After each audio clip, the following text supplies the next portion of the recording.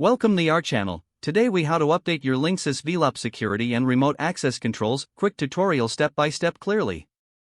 To begin, make sure your Linksys Velop is powered on and connected to your home network. Open a web browser on your computer or mobile device.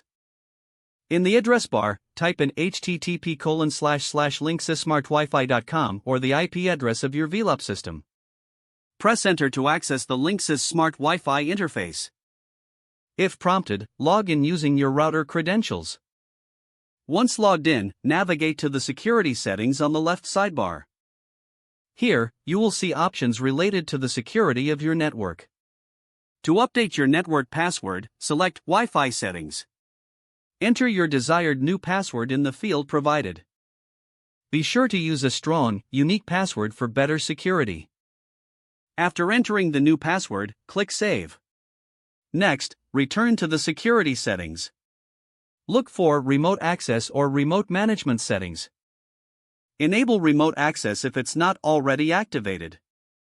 This feature allows you to control your network remotely. You may need to set a secure remote access password as well.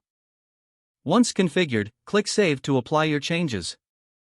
After making these updates, ensure to log out of the interface. It's a good practice to restart your Linksys Velop to ensure the new settings take effect.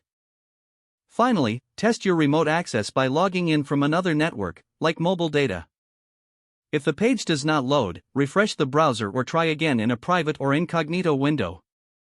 Make sure you are using the correct email address, then retype it carefully to avoid small typos.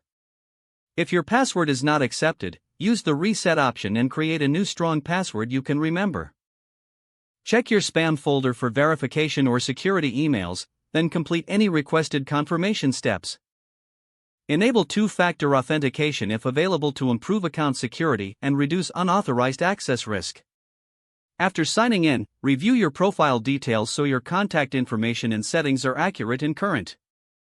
If you see an error message, note it down and try again after restarting your device and internet connection.